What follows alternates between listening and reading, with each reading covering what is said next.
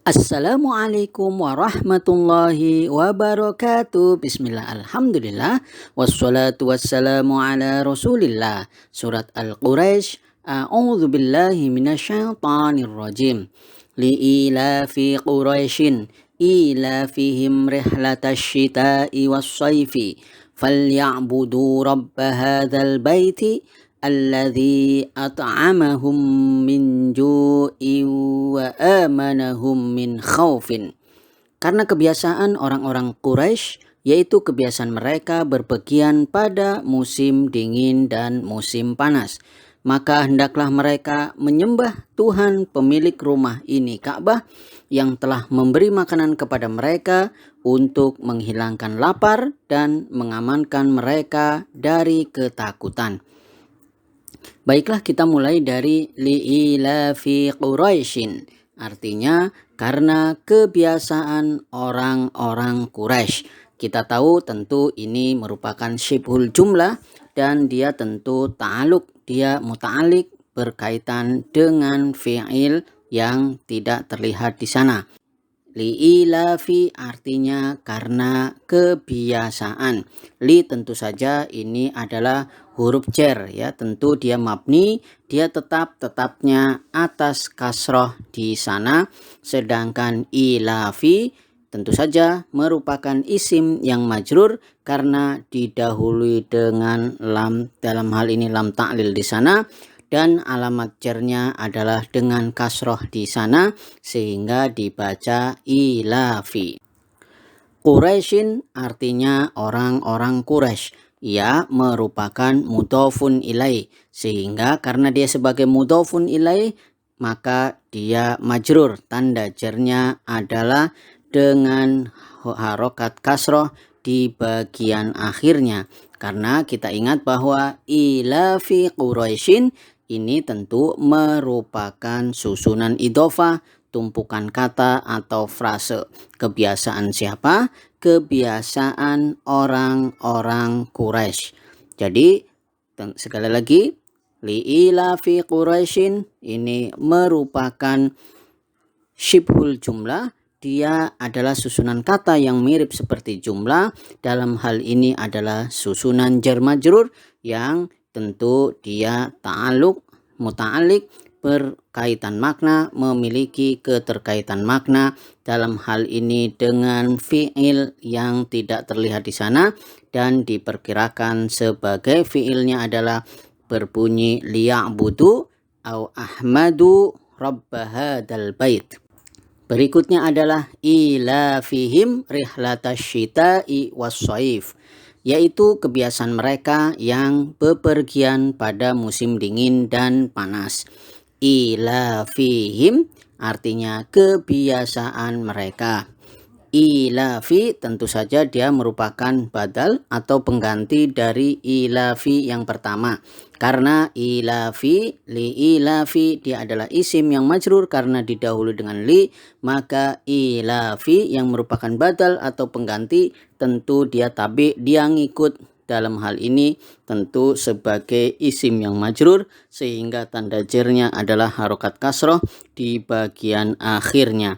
Ilafi ini juga merupakan mudhof karena kita paham bahwa ilafihim merupakan susunan idhofah di mana terdiri dari mudhof, dalam hal ini adalah ilafi, dan alha yang kita baca him di situ merupakan mudhofun ilaih. Him di sini tentu saja merupakan dhamir muttasil.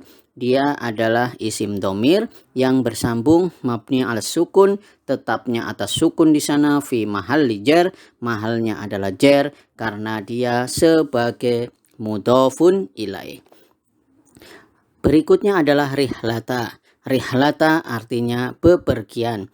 Rihlata, kenapa kemudian harokat akhirnya adalah fathah? Karena rihlata ini merupakan maf'ul bih atau objek. Tentu saja maf'ul bih masuk dalam mansubatul asma. Isim-isim yang mansub, tanda nasabnya hal adalah harokat fathah di bagian akhirnya. Rihlata juga kalau kita hubungkan bepergian, dalam hal ini dia sebagai mudhof. Mudhofun ilaihnya adalah asyita'i.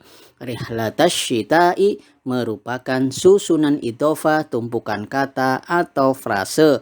Dalam hal ini adalah rihlatash syita'i, bepergian musim dingin. Asyita'i kita terjemahkan sebagai musim dingin. Dalam hal ini bepergian ke Yaman.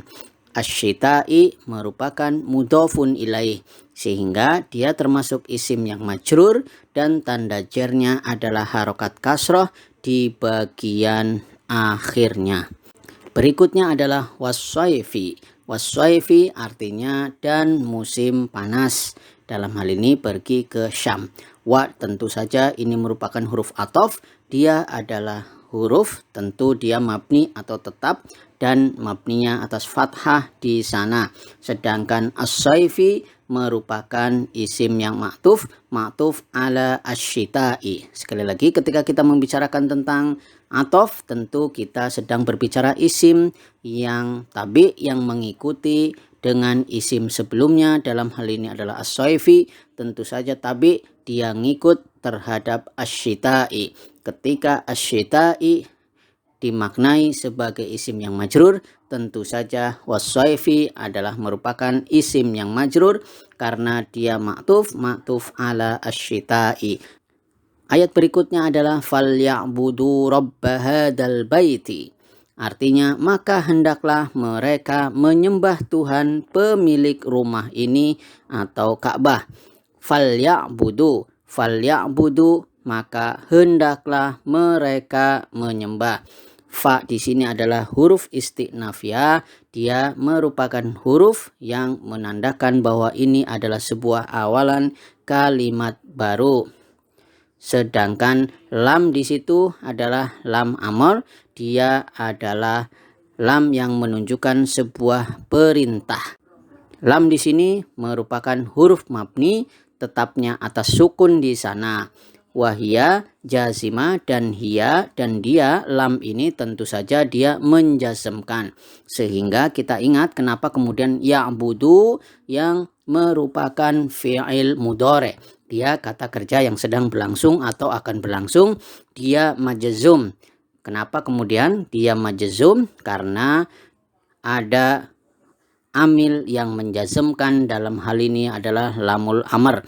Fi'il yang majzum, tanda jazmnya adalah hadfun nun, dengan hilangnya huruf nun di sana karena dia masuk sebagai af'alul khamsah, fi'il yang 5. Dan ketika dalam keadaan majzum, tanda jazmnya adalah dihilangkannya huruf nun di sana. Sedangkan wawu jamaah yang merupakan dhamir muttasil, dia merupakan sebagai fa'il atau pelakunya. Lam amr adalah lam jazimah, menjazmkan, digunakan untuk alat perintah yang masuk pada fi'il mudhari ghaib, tidak terlibat dalam proses pembicaraan, diterjemahkan hendaknya. Namun terkadang digunakan untuk mukhatab, lawan bicara, untuk tujuan taukid atau mempertegas. Pada dasarnya harokat lam ini adalah kasroh, namun apabila ia tersambung dengan huruf athof seperti huruf athof wawu atau fa, dia boleh berharokat sukun atau tetap kasroh sebagaimana hukum asalnya. Apabila terhubung dengan thumma, maka kasroh, karena thumma merupakan huruf yang berdiri sendiri. Maka di situ lam diterjemahkan hendaklah, maka hendaklah mereka menyembah. Kalau kita perhatikan, maka ya'budu merupakan fi'il mudhari yang majzum. Kita bisa mentasrif secara istilahi dan secara lugawi. Secara istilahi tentu kita bisa menyampaikan ada fi'il madhi, fi'il mudhari, masdar, fa'il, maf'ul, fi'il amr maupun fi'il nahyinya adalah abada ya'budu ibadatan, abidun ma'budun, u'bud la ta'bud. Dan ketika kita mentasrif secara lugawi dari huwa huma hum hiya huma hunna anta antuma antum anti antuma antunna ana nahnu ya'budu ya'budani ya'buduna ta'budu ta'budani ya'budna ta'budu ta'budani ta'buduna ta'budina ta'budani ta'budna a'budu na'budu. Terlihat di situ ya'buduna yang merupakan fi'il mudhari. Kemudian ketika jazm, tanda jazmnya adalah hadfun nun menjadi ya'budu. Berikutnya adalah robba. Robba artinya Tuhan, pemilik atau pencipta. Kenapa kemudian robba harokat akhirnya adalah fathah? Karena dia sebagai maf'ul bih atau objek. Maf'ul bih atau objek masuk dalam mansubatul asma, dan dalam hal ini tanda nasabnya adalah fathah di sana karena dia termasuk dalam isim mufrad atau tunggal. Dan robba di sini berkedudukan sebagai mudhof karena hadzal baiti merupakan mudhofun ilaih. Hadzal baiti artinya rumah ini, yang dimaksud adalah Ka'bah. Hadza tentu saja merupakan isim isyarah mabni atas sukun di sana, tentu dia mabni atau tetap atas sukun di sana. Fi mahalli jar, mahalnya adalah jar sebagai mudhofun ilaih. Hadza mahalnya adalah jar karena sebagai mudhofun ilaih dari robba. Sedangkan al-baiti merupakan badal dari isim isyarah. Jadi biasanya setelah isim isyarah ada isim yang ma'rifat, dalam hal ini adalah alif lam, maka kemudian al-bait ini dia sebagai badal atau sebagai pengganti dari isim yang dimaksud. Berikutnya adalah alladzi at'amahum min ju'in wa amanahum min khaufin, yang telah memberi makan kepada mereka untuk menghilangkan lapar dan mengamankan mereka dari ketakutan. Kita awali dari alladzi. Alladzi artinya yang. Dalam hal ini adalah dimaknai sebagai zat yang. Alladzi tentu saja merupakan isim mausul, dia kata sambung ya, mabni atas sukun, tetapnya atas sukun di sana. Fi mahalli nasbin, mahalnya adalah nasab. Kenapa? Karena dia sebagai naat atau sifat dari robba. Robba atau Tuhan itu memiliki sifat zat yang, Tuhan yang. Ya, Tuhan yang seperti apa? At'amahum, memberi makan kepada mereka. At'ama merupakan fi'il madhi mabni atas fathah di sana dengan fa'il atau pelakunya dhamir mustatir, takdirnya adalah huwa. Tentu saja dalam hal ini adalah Allah Subhanahu wa taala. Sedangkan al-ha di situ dengan mim yang menunjukkan jamak yang kita ucapkan dengan hum merupakan dhamir muttasil mabni atas sukun di sana, tetapnya atas sukun. Fi mahalli nasbin, mahalnya adalah nasab sebagai maf'ul bih atau objeknya. Dan at'amahum merupakan jumlah yang terdiri dari fi'il fa'il, dalam hal ini tentu saja sebagai silah mausul atau anak kalimatnya. Zat yang apa? Zat yang memberi makan kepada mereka. Min ju'in.